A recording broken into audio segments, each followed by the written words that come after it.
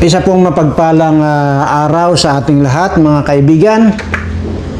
At sana manawari ay ligtas kayo siyempre sa lahat ng uri ng kapahamakan. Ligtas kayo dito sa mga putang inang mga antay-kalingap na ito na mga naninira lang.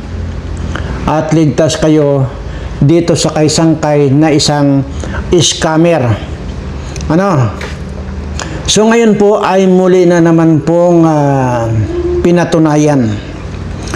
Muling napatunayan ng Kalingap team na mayroon pong one Kalingap at one family.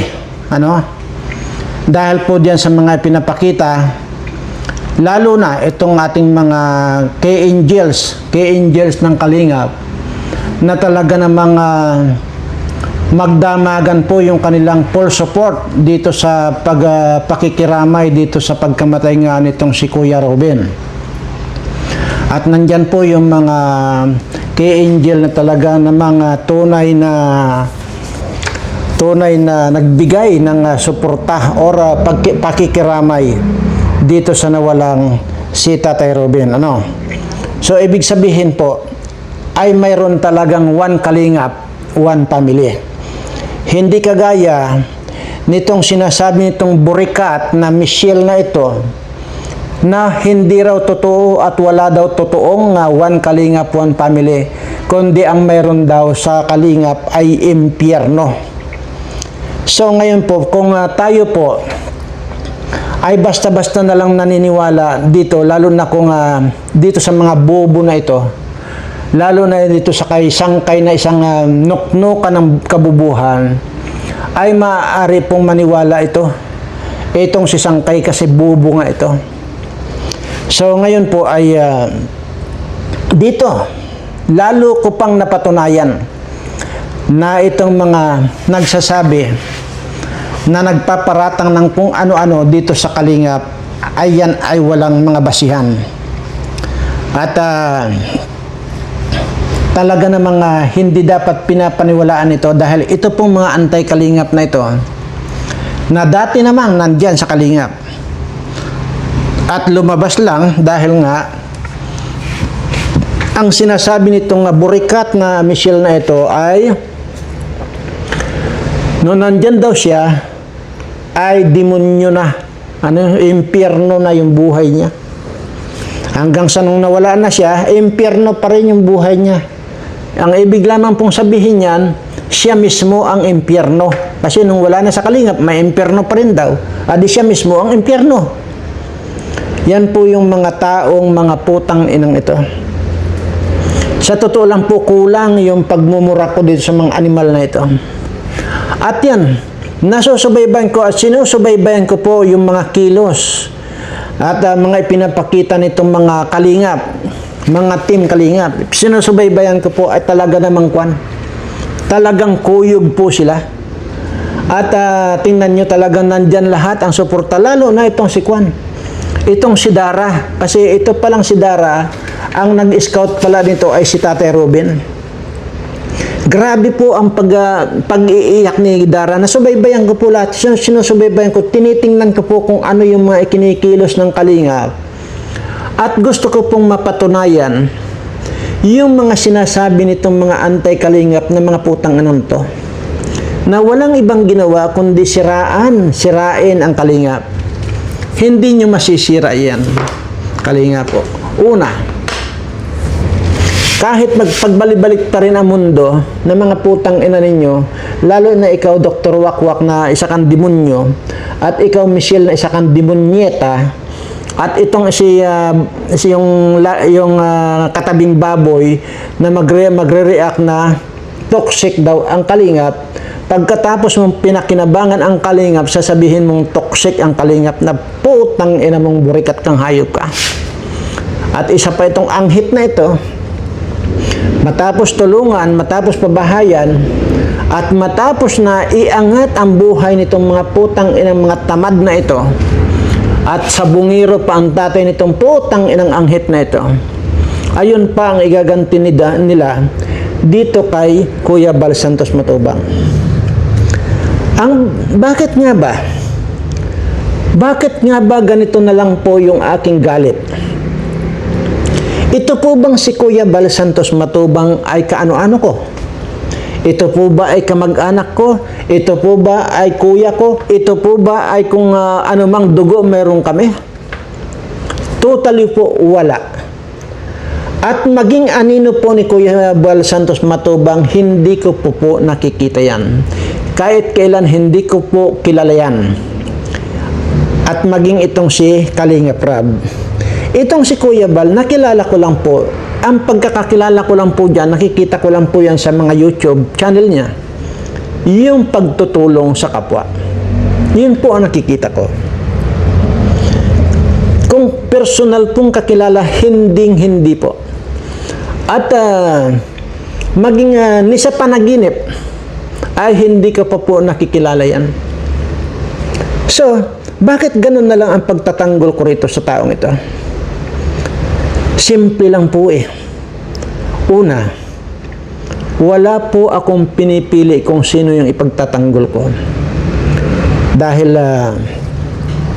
ang paninindigan ko po sa buhay, kung sino yung gumagawa ng kabutihan, yun ang pwede kong ipagtanggol at pwede kong ilaban ng pukpukan ng bayag, basagan ng mukha kung kinakailangan.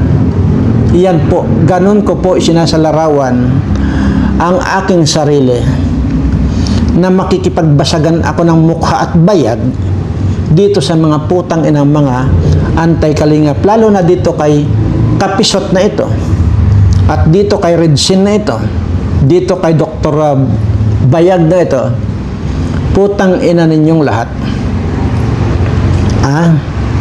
At ito naman po bukas po ng umaga ay panoorin nyo po yung aking i-upload. Dahil ipapakita ko po dito na kung bakit ganun na lang po yung pagmumura ko dito sa sangkay na ito. At kahit kailan sabi ko nga po, hindi ako nagkamali na ang utak, ang perception ko dito sa taong ito, isa itong manluloko, isa itong scammer. Imaginin mo, sa kanyang pagiging bakla, dahil sinabi kong bakla, ang putang inang sangkay na yan, pinatunayan po noong babaeng kanyang niloko na yan pala talaga ay bakla. Pero nagtatarget po ng mga babae yan na para kwartahan itong gagong ito. Bukas po, maririnig ninyo sa akin kung papaano, diyan mismo ipaparinig ko po yung reklamo ng babae na kwinartahan niya ng kwinartahan na taga Canada. At ang masakit pa po nito ay itong sangkay na itong putang inang ito, yung kwinartahan niya ay pasyente po, cancer patient po ito. Tingnan mo ito, walang patawad itong putang inang to. Sangkay na ito, hayop ka. So tama lang pala yung sinasabi ko, nahihilahin ko yung dila mo at ibabarbecue ko. So ngayon, hindi lamang po dapat yung dila mo ang hihilahin ko at ibarbecue, maging yung utin mo. Dapat talaga ito matanggal na yung utin mo kasi bakla ka naman. Yan ay sinabi ng babaeng niloko mo, At bukas, mapapanood nyo kaibigan. Mga kaibigan, mapapanood nyo. At yung mga hindi pa po nakakaalam, ganyan po kasama itong putang inang sangkay na ito. Ang hindi ko po maintindihan, nagkiklaim na kalingap reactor ito, bobo ang putang inang ito. Ngayon, at isa pa, ang tanong ko, papaano niyang nasabi na kalingap reactor itong bobo at tanga na ito? Ay, ang sinasabi, bakit daw pinatulan ko itong putang inang anghit na ito at saka yung burikat na yan? Maliwanag po yung sinasabi ko. Sumausaw lang ako dito sa kalingap na ito dahil yung ginawa nilang pambabastos dito sa taong nagbigay sa kanila ng kaalwanan sa buhay. Ano ba ang buhay ng isang putang inang burikat na yan? Hindi ba katabingaan niya sa pagtulog ay baboy? Ito namang isang anghit na ito, tingnan nyo, kung wala pang makalkal na mga shell dyan sa dagat, wala nang makain. At kung wala nang magpapautang sa kanilang tindahan na mga putang inang mga walang utang na loob, hindi nalalamon niya mga yan. Yun po yan eh. Tapos ngayon kakampihan mo, saan ka ba talaga kumakampi? Bakit ka pa naging ng Kalingap Reactor? Kung ikakampihan mo lang din pala yung mga putang inang burikat na yan, ay bakit nandito ka sa Kalingap? Tapos sasabihin mo, bago lang ako sa Kalingap. Hoy, hindi lang bago. Wala talaga, as in, wala ako dyan sa Kalingap. Tarantado kayo. Yung mga nagsasabi na si Sangkay daw ay matagal ng Kalingap Reactor at ako ay bago lang. Hindi po ako reactor ng Kalingap. For your information, sa lalo na din sa mga tanga na magkakasama kayong mga tanga.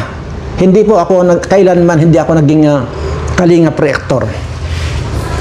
At kung uupiran man ako na maging Kalingap Reactor, tahasang sasabihin ko sa inyo, hindi ko kailangan ang maging Kalingap Reactor. Okay? Ang kailangan ko ngayon, ang iwasan nyo ngayon, yung patuloy na paninira sa Kalingap. Dahil habang patuloy ninyong sinisira ang Kalingap, gagawin kong miserable ang buhay ninyo, mga putang ina ninyo. Ngayon po, ibabalik lang po natin. Nang dami-dami, sobrang dami yung mga tumulong, nakiramay dito sa pagkamatay ni Kuya Robin. Hindi naman kaya, itong buhay ni Kuya Robin ay inalay talaga niya. Para sa ganon ay makilala palalo ng mga tao ang Kalingap na mayroong Kalingap at mayroong one family. Hindi po kaya ganon. Kasi dito, lalong nakita ko yung pagkakaisa ng mga Kalingap. Sinabi ko na po kanina sa unang salyada ko, lalo na itong mga kay Angel nandyan, hindi po nagpabaya na nandoot nakiramay. Magdamagan po silang nakiramay. Ano yan? Tawag doon. Nakilamay. Yan. Nandyan po sila. At maging itong ibang mga Kalingap team. No? So paano kayang sasabihin itong putang inang Japayuki na ito na hindi raw totoo na may Kalingap at may one family? Putang ina mo, hayop ka. Sana nga maging impyerno na lalo ang buhay mo. At malapit na.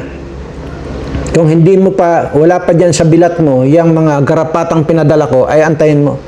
Magkakaroon din ng garapata, yung bilat mo. Para maging impyerno lalo ang buhay mo. Again, sabi ko nga po, ay maiksi lang po ito dahil ito po ay recorded lang. At gusto ko lang po sabihin sa inyo, mag-ingat po kayo dyan sa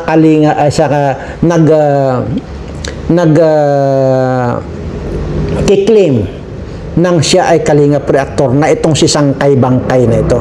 Bangkay po yan. Demonyo po yan. Sabi ko nga po, abangan nyo bukas yung i-upload ko at makikita ninyo ang pagiging demonyo nito dahil yung cancer patient na kanyang niloko ay makikita nyo po, mapapanood nyo po. At didiretsoin ko na po, yan po ay ipinarapitol po pala yan ng hayop na Sangkay na yan dahil scammer po ang putang inang yan. Ngayon po ay alam nyo na. So marami pa po tayong kakalkalin dito. At tarantado ito, bobo ito. Kaya tanggalin nyo sa Kalingap yan dahil makakasira yan sa inyo.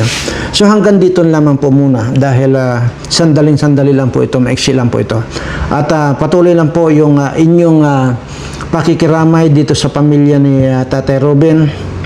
At patuloy po nating ipakita yung pagiging one Kalingap, one family. Ito kayang burikat, pag namatay kaya ito, may makikiramay kaya ito, may mag-aabuloy kaya. Ito kayang anghit. Meron kayong mag-aabuloy at magpapalibing dito sa hayop na itong anghit na ito. Mga walang utang na loob na ito. Itong si Dr. Wakwak, may mag-aabuloy kaya sa iyong hayop ka? May tutulong kaya sa iyo? Mayroon kayang makikiramay sa inyo? Red Sin at saka itong kapiso. Putang ina ninyo, magkamatay na lang kayo para magkaalaman na. Maraming salamat po.